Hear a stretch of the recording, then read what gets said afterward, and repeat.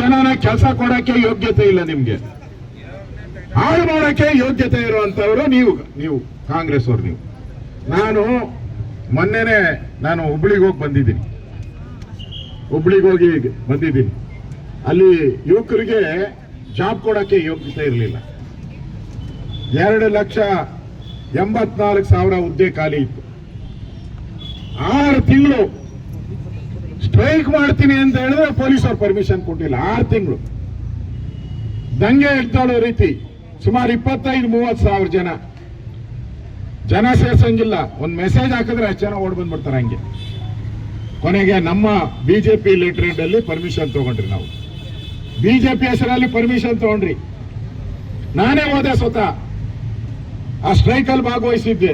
4 ಗಂಟೆ ಅಲ್ಲೇ ಇದ್ದೆ. ಭಾಷಣ ಮಾಡಿ ಎಲ್ಲ ಬಂದು ಹೇಳಿದೆ ಅವ್ರಿಗೆ, ನೀವು ಮಾಡಿಲ್ಲ ಅಂದ್ರೆ ಅಧಿವೇಶನ 6ನೇ ತಾರೀಕು ನಡೀತದೆ. ಇಲ್ಲಿಂದ ಅಷ್ಟು ಜನ ಸುಮಾರು 50,000 ಜನ ವಿದ್ಯಾರ್ಥಿಗಳು, ಅವರ ಮನೆಯವರು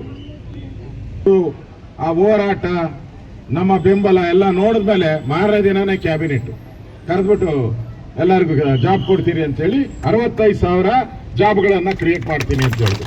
ಹೋರಾಟ ಈಗ ಹೇಳಿದ್ರು ನಮ್ಮ ಅಧ್ಯಕ್ಷರು ಎಲ್ಲರೂ ಕೂಡ. ನಾವು ಶಕ್ತಿ ಇದ್ರೆ, ಇಲ್ಲಪ್ಪ ನಾವೇನೋ ಸಾಂಕೇತಿಕ ಇಲ್ಲಿ ಬಂದಿದ್ದೀರಿ, ಅಣ್ಣ ಉಪವಾಸ ಕೂತಿದ್ದಾರೆ, ನಾವು ಮಂತ್ರಕ್ಕೆ ಮಾವನಕಾಯಿ ಉದುರಲ್ಲ. ಈ ಕಳ್ಳರಂತರೂ ಉದುರದೇ ಇಲ್ಲ. ಇವರು ಕದೀಮ್ರಿ. ಇವರು ಕಮಿಷನ್ ಅವಾಗ 12 ಕೋಟಿ ಕಮಿಷನ್ ಯಾರ್ಯಾರಿಗೆ ಎಷ್ಟೆಷ್ಟು ಅಂತ ಹಂಚ್ಕೊಂಡ್ಬಿಟ್ಟವ್ರೆ. ನೀನ್ ಇಂಜಿನಿಯರ್ಗೆ ನಿನಗೆ 50 ಲಕ್ಷ, ಇಲ್ಲಿ ಲೋಕಲ್ಲು ಅವ್ರಿಗೆ ನಿನ್ಗೆ 2 ಕೋಟಿ 3 ಕೋಟಿ ಹಿಂಗೆಲ್ಲ ಹಂಚ್ಕೊಂಡ್ಬಿಟ್ಟವ್ರೆ ಅವರು. ಈ ಗ್ರೌಂಡೇ ಆಗಲ್ಲ ಬಿಡಿ. ಈಗ ಹೇಳ್ತಾ ಇದ್ರು ಯಾವ್ದು ಉಪ್ಪಾರ ಭವನನೂ ಇಲ್ಲ, ಕನಕದಾಸ ಭವನನೂ ಇನ್ನ ಕಂಪ್ಲೀಟ್ ಮಾಡಿಲ್ಲ. ಅವಾಗ ಈಗ ಎತ್ಕೊಂಡವ್ರು. ಇನ್ನ ಇರೋ ಭವನನೇ ಮಾಡಕ್ ಯೋಗ್ಯತೆ ಇಲ್ಲ ನಿಮ್ಗೆ, ಮಾನ ಮರ್ಯಾದೆ ಇಲ್ಲ ನಿಮ್ಗೆ. ಇದನ್ನು ಹೊಸದಾಗಿ ತಗೊಂಡಿದ್ದಾರೆ. ನೀವು ಮಾಡಿ ಹೇಳಿದ್ರು. ಪಕ್ಕದಲ್ಲಿ ಯಾವ್ದು ಸರ್ಕಾರಿ ಜಮೀನು 12 ಎಕರೆ ಐತಂತೆ. ನಿಲ್ಸೋಗೆ ಹತ್ರ 18 ಎಕರೆ ಐತಂತೆ. ಮಾಡಿ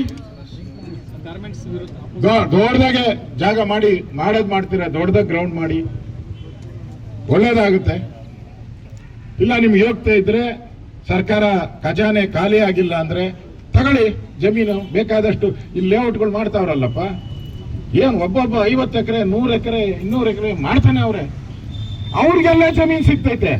ನಿಮ್ ಯೋಗ್ಯತೆಗೆ ನಿನ್ ಜಮೀನ್ ಸಿಗಲ್ಲ. ನಿನ್ ಯೋಗ್ಯತೆಗೆ ಅಷ್ಟು ಬೆಂಕಿ ಇಕ್ಕಿದ್ರು ನೀವ್ ಸಿಗ್ಬೇಕಲ್ಲ.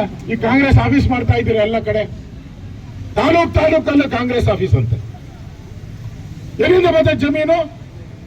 ನಿಮ್ ಕಾಂಗ್ರೆಸ್ ಆಫೀಸ್ ಜಮೀನ್ ಬರ್ತೈತೆ, ಕ್ರೀಡಾಂಗಣಕ್ಕೆ ಜಮೀನ್ ಸಿಕ್ಕಲ್ಲಂತೆ ನಿಮ್ಗೆ. ಅದೇ ಬೇಕಂತೆ. ಯಾವನ ಪುಣ್ಯಾತ್ಮ, ಆ ಮೈಸೂರು ಮಹಾರಾಜರು, ಆ ಪುಣ್ಯಾತ್ಮ ನಾಲ್ವಡಿ ಕೃಷ್ಣರಾಜ ಒಡೆಯರ್ ಅವರು ಪುಣ್ಯಾತ್ಮರು, ಅವರು ಏನೋ ಒಂದು ಒಳ್ಳೆ ಕೆಲಸ ಮಾಡಿ ನಮ್ಮ ಜನಕ್ಕೆ ಉದ್ಯೋಗ ಸಿಗಲಿ ಅಂತ ಮಾಡಿದ್ದಾರೆ. ಇದರಿಂದ ಸಾವಿರಾರು ಕುಟುಂಬಗಳು ಏನೋ ಇರೋದ್ರಲ್ಲಿ ಗಂಜಿ ಆದರೂ ಕುಡಿತಾರೆ. ನೀವು ಅದಕ್ಕೂ ಕಲ್ಲಾಕುವಂತ ಪ್ರಯತ್ನ ಮಾಡ್ತಾ ಇದ್ದೀರಾ.